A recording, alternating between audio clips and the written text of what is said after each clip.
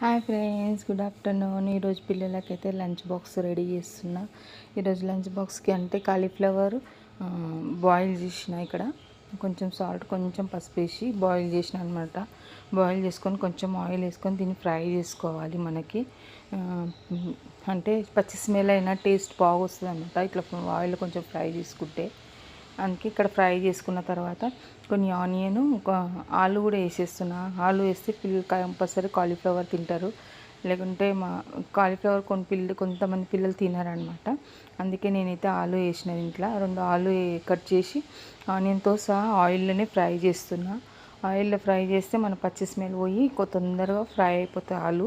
ఎందుకంటే మనం cauliflower already boil చేసిందే కనుక అది తొందరగా ఉడికిపోతుంది. లేకుంటే మళ్ళీ ఆలుగడ్డ ఉడకదనమాట. అందుకని నేను ఆయిల్ ఫ్రై చేసిన తర్వాత మొత్తం చిన్నగా టమాటా కట్ చేసుకున్న. ఒక టమాటా కట్ చేసుకొని సాల్ట్ వేసుకొని కొంచెం కాలీఫ్లవర్ ఆలు మొత్తం వేసేసుకొని అందులోనే సాల్ట్ పట్టేటట్టు కొంచెంసేపు ఆయిల్ని ఫ్రై చేయడానికి పెట్టేసిన అనమాట.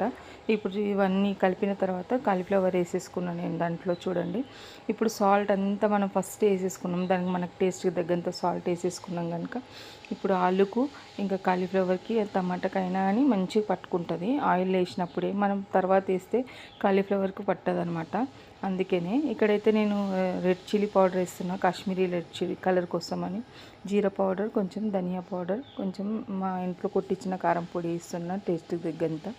ఇవన్నీ మనం కలుపుకొని కొంచెం సేపు ఫ్రై చేసుకోవాలి, పచ్చి స్మెల్ పోయేటంత వరకు. కొంచెం ఫ్రై అయిన తర్వాత మనం కొద్దిగా వాటర్ వేసుకోవాలి. వాటర్ దీనికి ఎక్కువ ఏం పడదు, అది మన ఇష్టం. వాటర్ ఎక్కువ కావాలంటే మళ్ళీ దాంట్లో కొంచెం కాజు పేస్ట్ అన్న పల్లి పేస్ట్ అన్న వేసుకుంటే బాగుంటుంది. లేకుంటే మళ్ళీ వాటర్ కర్రీ టేస్ట్ పోతుంది అనమాట.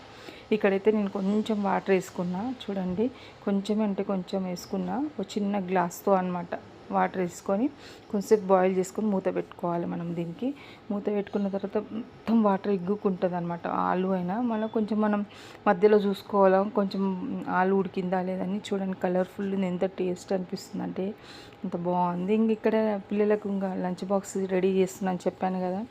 చపాతీ అయితే చేస్తున్నా, దాని కాంబినేషన్ చపాతీ బాగుంటుంది కనుక చపాతీ ఇంకా కర్రీ చేస్తున్నా. ఇంకా నేను అక్కడ గ్యాస్ పైన, వేరే గ్యాస్ పైన స్లోలీ మంట పైన దాన్ని ఇంకా కొంచెం ఫ్రై చేస్తున్నా. ఆలు కొంచెం ఇంకా బాయిల్ కాలేదని. ఇక్కడైతే చపాతీ అయితే అయిపోయింది. కాంబినేషన్ రైస్లో కూడా బాగుంటుంది. దీని పక్కకు మనకు పప్పు ఉంటే చాలా బాగుంటుంది. నేనైతే ఇక్కడ పిల్లలకైతే లంచ్ ఇట్లా ప్రిపేర్ చేసిన. మీరేం చేసిండ్రు కామెంట్ చేయండి. వీడియో నచ్చితే లైక్ చేయండి, షేర్ చేయండి. కంపల్సరీ ఫుల్ వీడియో చూడండి.